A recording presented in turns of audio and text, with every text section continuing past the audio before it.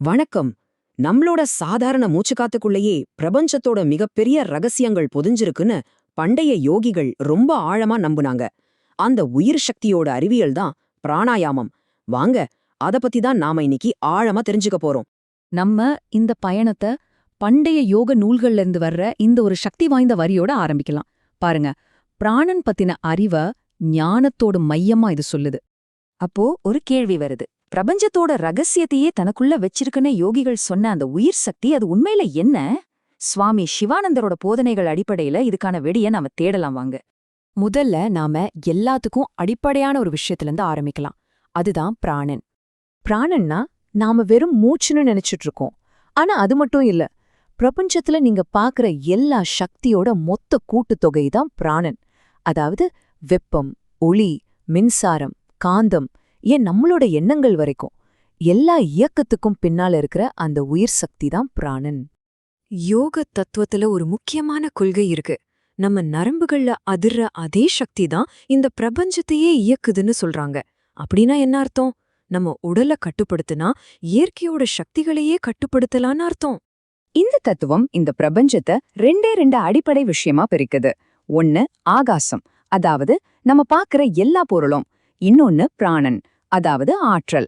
இந்த பொருளும் ஆற்றலும் ஒன்னோட ஒன்று சேரும்போதுதான் நம்ம பாக்குற இந்த உலகம் உருவாகுது. இப்ப பாருங்க, இந்த பிராணன் ஒன்னா இருந்தாலும் நம்ம உடம்புக்குள்ள 5 விதமான ஓட்டங்களா வெளிப்படுது. இதுல ஒவ்வொன்னுக்கும் ஒரு குறிப்பிட்ட இடமும் ஒரு வேலையும் இருக்கு. உதாரணத்துக்கு, பிராணன் இதயத்திலிருந்து சுவாசத்தை கவனிச்சுக்குது. அபானன் கழிவுகளை வெளியேத்துது.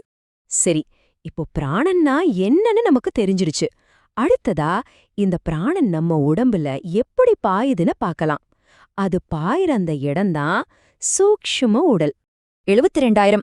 ஆமாங்க, யோக உடற்கூறியல் படி நம்ம உடம்புக்குள்ள 72,000 நாடிகள், அதாவது ஆற்றல் பாதைகள் இருக்காம்.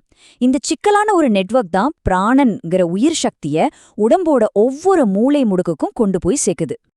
இங்க ஒரு முக்கியமான விஷயத்த நாம புரிஞ்சுக்கணும். இந்த நாடிகள் எல்லாம் நம்ம உடம்புல இருக்கிற நரம்புகள் கிடையாது.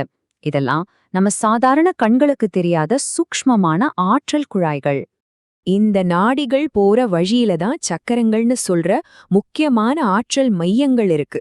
நம்ம பௌதிக உடம்பில் இருக்கிற முக்கிய நரம்பு பின்னல்களோட இது தொடர்புடையது. இதெல்லாம் ஆன்மீக ஆற்றலோட மைய புள்ளிகள். அந்த 72,000 நாடிகள்ல 3 நாடிகள் ரொம்ப ரொம்ப முக்கியமானது. இத அந்த ஆற்றல் ஓட்டத்தோட மீன் ஹைவேஸ்னு கூட சொல்லலாம். அதுதான் இடா மற்றும் பிங்களா.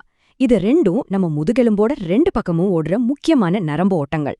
நம்ம மூச்சு கூட இந்த ரெண்டுக்கும் மாறி மாறி தான் நடக்கும். இடா குளிர்ச்சியானது, சந்திரனோட தொடர்புடையது.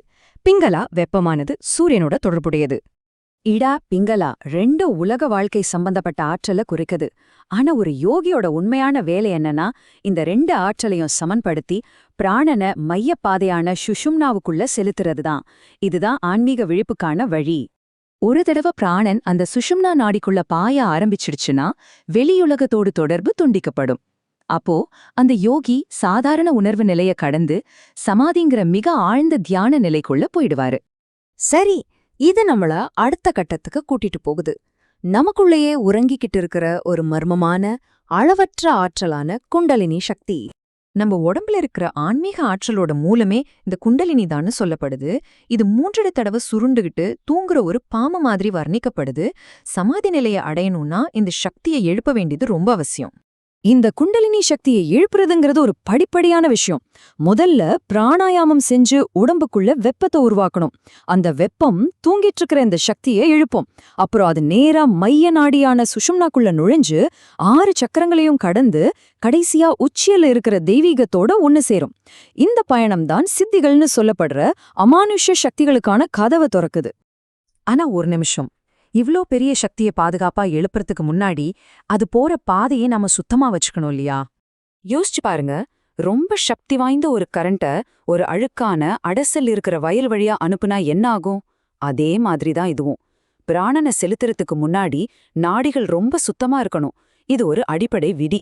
இந்த உவமை ரொம்ப அழகா விளக்குது. எதுக்காக ஆரம்பத்துல இந்த பயிற்சிகள் எல்லாம் செய்யணும்னா அதுக்கு ஒரே காரணம், தூய்மைப்படுத்துறதுக்கு தான். உடல பிராணாயாமத்துக்கு தயார்படுத்த ஹதயோகம் ஷட்கர்மாக்கள்னு 6 சுத்திகரிப்பு முறைகளை சொல்லுது. உதாரணமா, நேதிங்கிறது மூச்சுப்பாதைய சுத்தம் செய்யறது, கபாலபாதிங்கிறது ஒரு சக்தி வாய்ந்த மூச்சு பயிற்சி. இந்த முறைகள் எல்லாம் செஞ்சா ஆற்றல் எந்த தடையும் இல்லாம உடம்புல பாயும். ஆக சுத்தி சுத்தி நாம மறுபடியும் அதே மையப்புள்ளிக்கு தான் வரும். பிராணனை புரிஞ்சுக்கிறதுனா இந்த பிரபஞ்சத்தோட உயிர் நாடிய புரிஞ்சுக்கிறதுக்கு சமம். அப்ப யோசிச்சு பாருங்க, நம்மளோட ஒவ்வொரு மூச்சும் இந்த பிரபஞ்ச சக்திக்கான ஒரு திறவுகோல்னா அதை நாம சரியா கவனிக்க ஆரம்பிச்சா நம்மால எதையெல்லாம் திறக்க முடியும். ஒருவேளை நாம தேடிட்டு இருக்கிற அந்த மிகப்பெரிய சக்தி நமக்கு வெளியே எங்கேயும் இல்லாம நம்மளோட அடுத்த சுவாசத்திலேயே காத்திருக்கலாம் இல்லையா?